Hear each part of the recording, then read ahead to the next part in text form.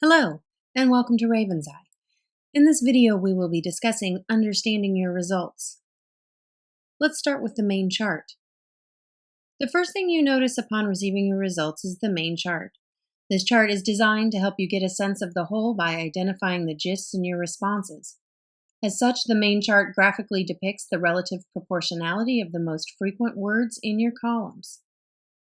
You'll notice the title information area at the top of the chart are the reported names of the project and column being analyzed. The y-axis. The hash lines and numbers along the y-axis or vertical axes of the chart demarcate various degrees of overrepresentation.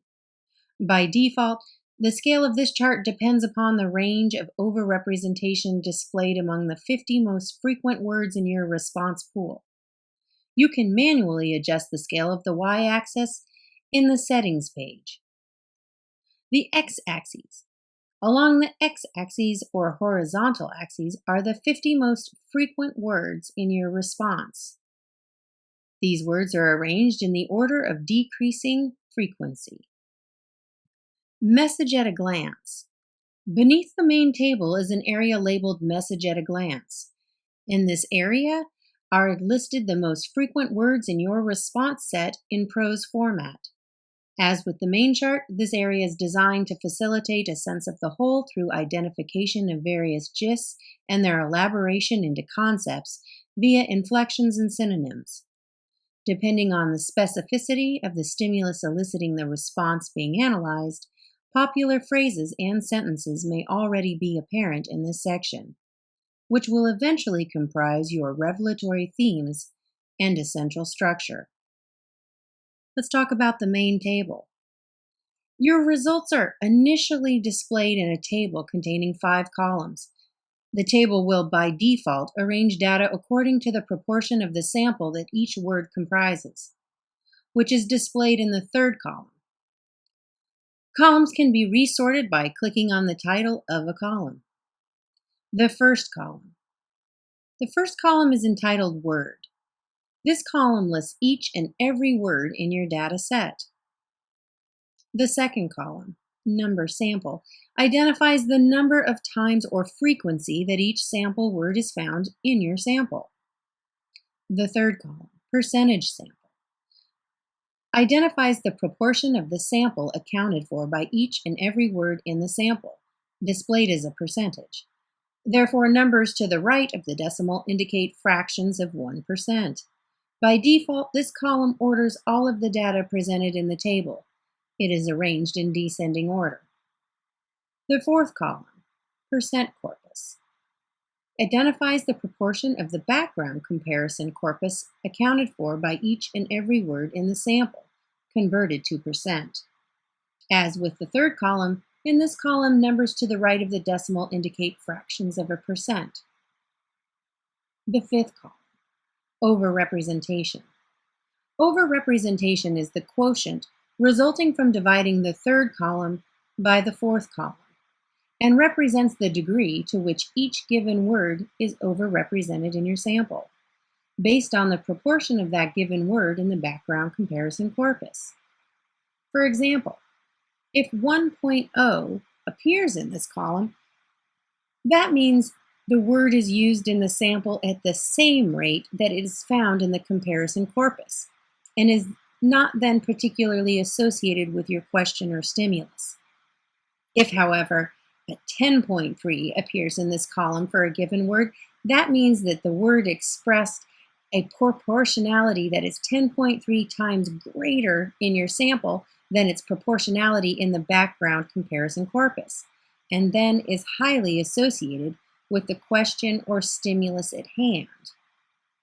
As may be apparent, the numbers found in the overrepresentation column serve to indicate those words or gists that are associated with the stimulus eliciting the response set being analyzed.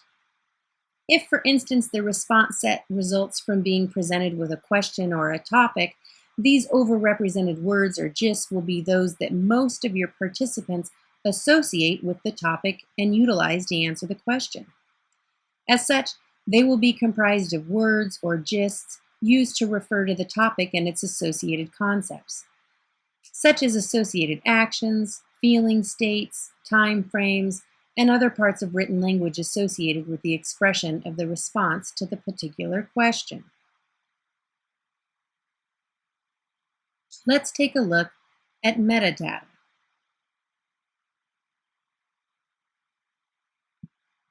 Up in the upper left-hand corner, there's a drop-down menu that is your metadata.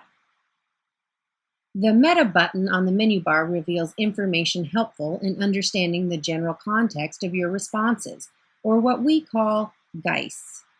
By clicking on the Meta button, the corpus you are using is displayed in a drop-down menu, with the following information about your response pool is revealed. If you have selected to combine your response columns, you will receive global information about the pool of natural language that you've uploaded. If, however, you have chosen to analyze your response columns separately, this information will subdivide it according to each response column. Reading ease. This is the Flesch reading ease score of your sample, or if selected, your subsample. The grade level. This is the Flesch-Kincaid grade level of your sample, or if selected, your subsample. The sentence count. This is the total sentences in your sample, or if selected, your subsample. The word count.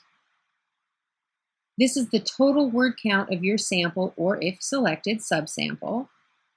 The average cell word count. This is the average number of words per cell in your sample, or again, your subsample. And then your syllable count. This is the total number of syllables in your sample, or again, if selected, your subsample. To close the meta bar, we simply click again. Let's take a look at variables. By clicking on the variables button in the menu bar, you can select particular states or classes of your variables to be compared against other states or classes of your variables. This is useful for comparing response patterns between such things as experimental conditions or demographic characteristics.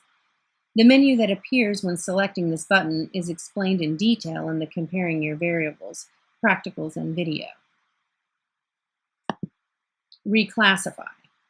By clicking on the Reclassify button, you can alter your previous column classifications.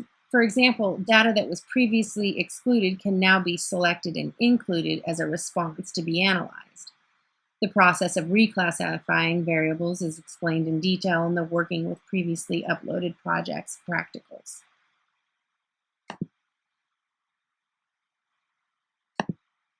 Exporting data allows you to download the table of results currently loaded on your page. The process of exporting your results is explained in detail in the Exporting Your Results page of the Practicals. Advanced. Clicking the Advanced button opens a drop-down menu with several options, which allow you to relate your concepts into revelatory themes and identify the essential structures in your response sets. In order to utilize the features listed in the Advanced drop-down, you must first select a word in the main table. Additional words can be analyzed sequentially by first deselecting any currently selected words and then selecting a new word for analysis. Word in context.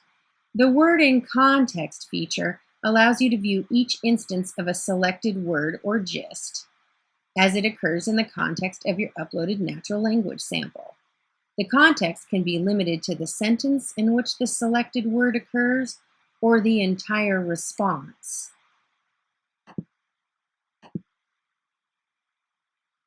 Corvid. The Corvid feature automatically produces the network of words or gists associated with the selected word or gist. After selecting a word in the main table, then selecting Corvid from the Advanced menu, a table appears that contains the most frequent first and second order words surrounding the selected word or gist. Word association. The word association feature facilitates performance of what is commonly referred to as the keyword in context method or procedure. After selecting word association, you may then determine whether to group the association by sentence or by full response.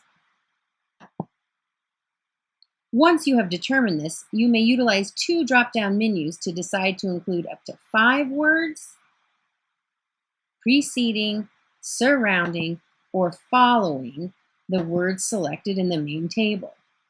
After doing so and clicking on the Update button, a table appears that lists the frequency of words or gists meeting your set criteria. The menu bar continues to provide links located under the moving cogs that allow you to create a new project, open an existing project, access settings or support, or sign out. I hope you have enjoyed this video on understanding your results. Enjoy your flight with Raven's Eye.